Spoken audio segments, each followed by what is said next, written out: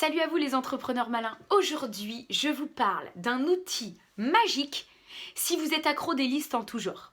C'est le bullet journal.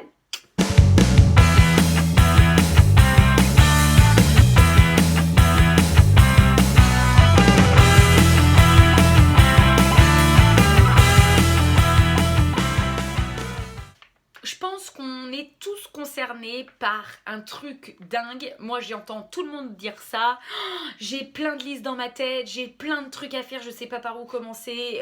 J'ai des post-it partout, j'ai des listes partout, je suis accro des listes. Bref, on en a partout. L'idéal, ça serait de tout rassembler dans un seul et même endroit, un seul et même fichier pour avoir une vue d'ensemble de ce qu'est notre vie en fait. Et que j'ai eu cette problématique très tôt de j'en ai trop dans la tête, il faut absolument le décharger par écrit pour me soulager l'esprit parce que ça c'est chronophage, ça n'avance à rien d'avoir plein de listes dans la tête, on perd du temps, de l'énergie à repenser tout le temps à ce que l'on doit faire pour le lendemain ou à telle ou telle liste. Et j'ai découvert le bullet journal. Le bullet journal, qu'est-ce que c'est?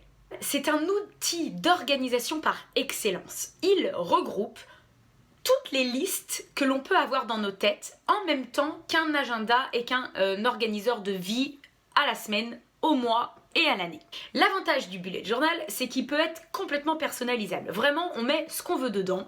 Moi, la première fois que j'ai fait ça, et je l'ai retrouvé, donc c'est pour ça que je vous le montre, j'ai pris un cahier A4 tout classique, A4, bref, A5.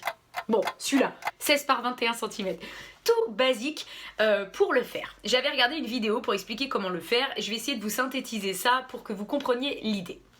L'idée du bullet journal, c'est pour éviter la procrastination, pour enfin passer à l'action et arrêter de reporter les tâches à plus tard.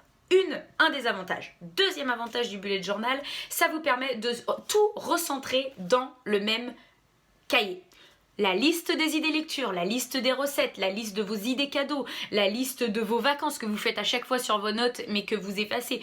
Comment ça se présente ? Tout d'abord, vous déterminez un index avec des codes couleurs.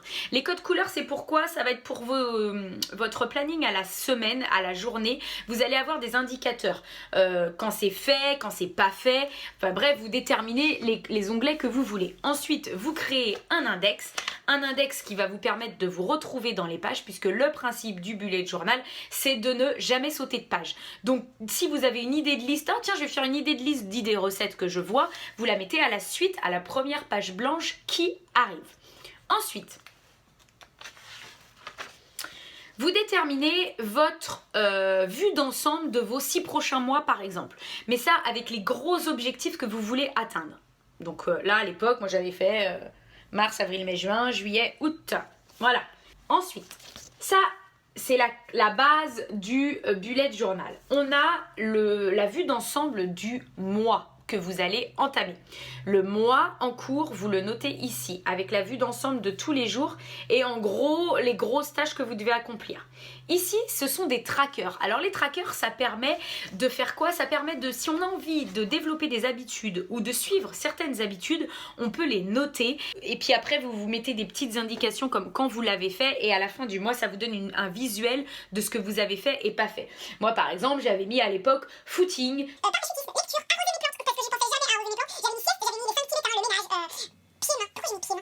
bref, vous mettez les habitudes que vous avez envie de développer.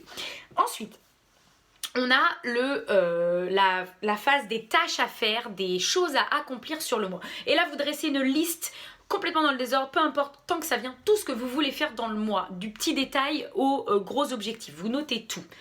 Et ensuite, on passe à la page suivante. On passe à la page des to-do list. Les to-do list, c'est quoi? C'est que vous notez tous les jours. Et là, la veille pour le lendemain, s'il vous plaît, un minimum d'organisation, vous notez tout ce que vous avez à faire. Donc, soit vous reprenez ce que vous avez noté dans le début du mois, si vous oubliez, plus les petites tâches quotidiennes. Mais vous notez tout. Alors, et pensez toujours qu'on planifie plus que ce qu'on peut faire dans la journée. Mais à ce moment-là, notez-les par ordre de priorité dans le bullet journal.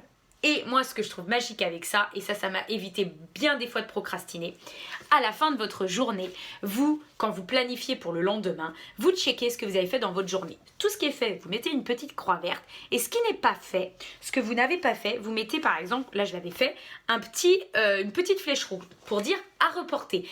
Et vous le notez sur la journée du bas, automatiquement, même si vous ne pouvez pas le faire, vous le notez sur la journée du bas. Et je peux vous dire que quand vous allez avoir 15 fois le petit truc rouge qui revient tous les jours, à un moment donné, vous allez le faire. Ou vous allez dire finalement c'est plus indispensable, je le raye. Mais il faut vous dire que à force de le voir, ça donne envie de le faire.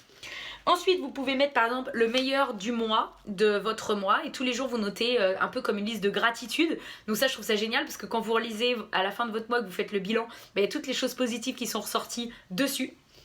Bref, vous inventez les listes que vous voulez dedans. Et vous créez votre bullet journal à votre façon. L'idée, c'est la base du bullet journal, c'est les to-do list jour par jour et la vision d'ensemble du mois. Après, vous organisez comme vous voulez. Mais moi, ce cahier, sincèrement, bon, la déco, elle est pas ouf. Hein. Bref. Ce cahier, il m'a vraiment aidé à me structurer, à m'organiser. Et puis alors, la satisfaction d'avoir mis du vert, accompli ses tâches, c'est génial. Donc franchement, pour toutes les personnes qui ont plein de listes dans la tête, qui savent plus trop quoi en faire, qu'en ont mis partout dans la maison, franchement, je vous conseille fortement ce petit bullet journal. Depuis, moi j'ai trouvé un autre agenda, donc je vous parlerai dans une autre vidéo, qui est super top. Mais si vous n'avez pas envie de faire d'investissement, un cahier comme ça peut vous changer la vie. Et toi, est-ce que tu es plein de listes? Est-ce que tu es débordé de choses à faire et de listes dans la tête? Est-ce que tu te couches en te disant faut pas que j'oublie ça, faut pas que j'oublie ça, faut pas que j'oublie ça? Si c'est le cas, je te conseille d'essayer le bullet journal. N'hésite pas à commenter si tu veux plus d'infos sur la façon dont il faut le compléter, sachant que c'est quand même hyper libre. Mais si tu veux d'autres renseignements, n'hésite pas à commenter cette vidéo et je me ferai vraiment une joie de te renseigner sur le bullet journal. En attendant la prochaine vidéo, je vous dis à très bientôt. Bye!